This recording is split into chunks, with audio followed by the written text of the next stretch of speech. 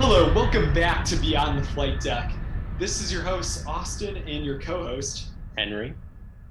And we would like to start off by saying that, yes, we haven't uploaded in about a year. Recently, we did post a remastered version of our first episode. I encourage you to look at that.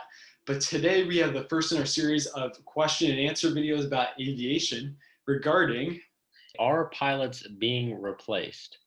So this is an interesting question. It's probably one of the most common questions from people who don't know anything about aviation, or people who are thinking about becoming a pilot and wondering, is there space for you in the aviation world 50 years on from now? So I'll turn it over to Austin. Maybe he has some thoughts to begin. Yeah, so people have asked me before, are pilots being replaced? And no, at least not in the short term, in my opinion, because yes, we have like autopilot, auto flight technologies. I believe not too long ago, the first small plane certified by the FAA has the capability to auto land, but that is in the case of an emergency. Obviously, a pilot still has to be present. And there are certainly a lot of companies out there that offer autonomous flight technologies, including some, I think, I heard of one at least in the San Francisco Bay Area that flew a Cessna Caravan 208 aircraft by itself.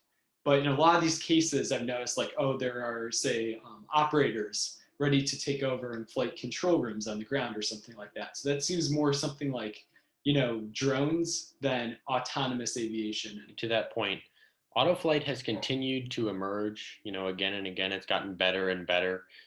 Commercial airplanes can do ILS auto landings and things to that nature.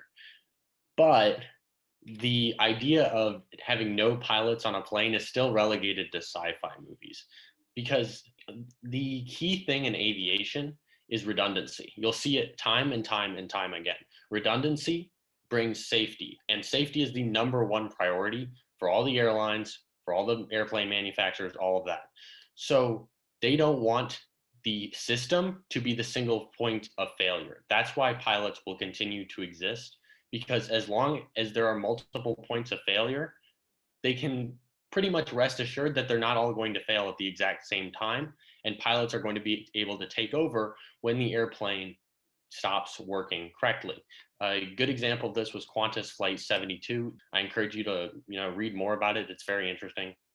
It was an A330 that was getting faulty airspeed indications, and the airplane decided it was stalling. So the aircraft pitched nose down, and the pilot, of course, can see that the airplane wasn't stalling. Everything was fine. They were in cruise flight. So what happened was this tug of war between the airplane and the pilot, where eventually the pilot won. That's why pilots are so necessary in aviation, because the computer can't see what's happening in the real world. The computer sees a bunch of numbers and data.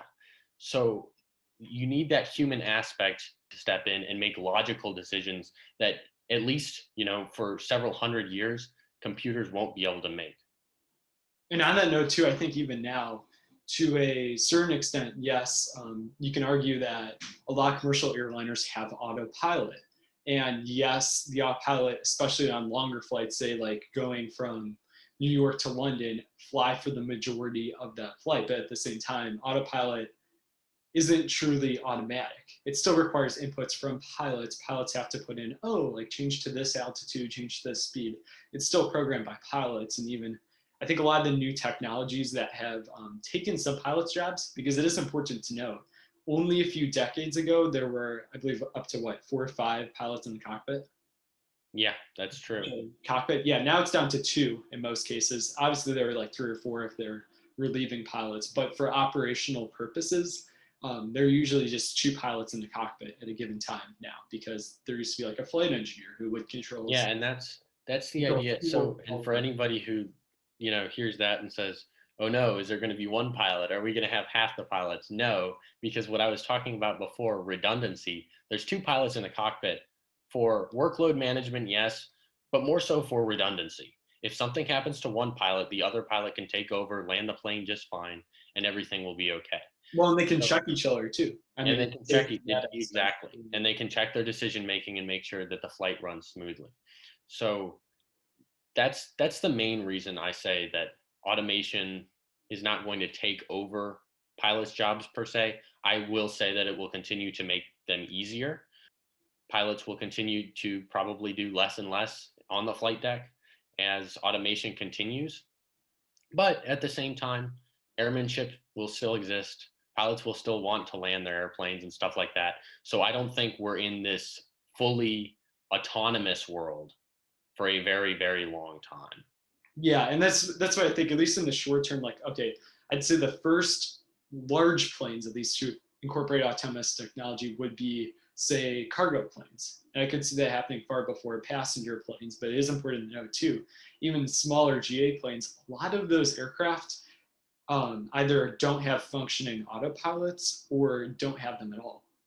Like you look at, say, I think, an Aramco Champ, a lot of champs do not even have electrical systems in the airplanes. In fact, they don't have lights. They cannot fly at night because of that, and they don't have radios, or these pilots carry handheld radios.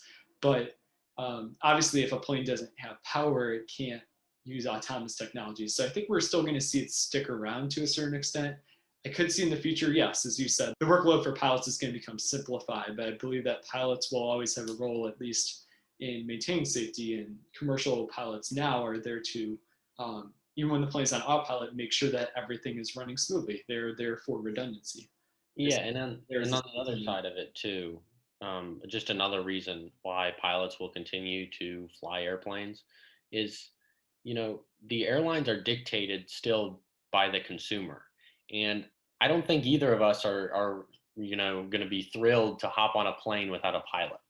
So I want a pilot personally, but the general public is gonna turn around on that air bridge and head right back home when they hear that. In the comments, would you fly in a fully autonomous plane without a pilot, or would you want a pilot? So there you go. And I would bet that the majority of people will be staying on the ground if there are no pilots to fly them in the air, and that's why airlines aren't going to pick up on this technology without a pilot. That is to say, though, like decades from now, I could see, honestly, technology at least eliminating a pilot, basically putting it down to one pilot in a commercial airline cockpit. And I could see, honestly, I could see there being fully autonomous planes in the future. I just think that is distant. And at least in my career, over the course of the next few decades, I don't see that to be the case, at least widespread. That isn't to say, obviously, companies that have launched into autonomous flying have been successful for the most part. It's interesting to see where it's heading, but yeah, I think in the short term, there will be no autonomous commercial airliners in widespread use, basically. And with that, that's about the point of the video. Leave it in the comments if you have any questions. So don't forget to like and subscribe to our channel. We're trying to get to 1,000 subscribers by July. It's it might be a lofty goal there, but you know what? Let's get it done. Thank you for watching this video.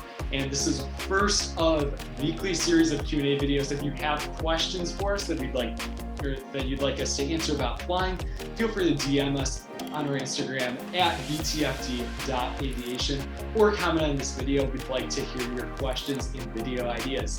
Don't forget, everybody, until next time, this is Beyond the Flight Deck.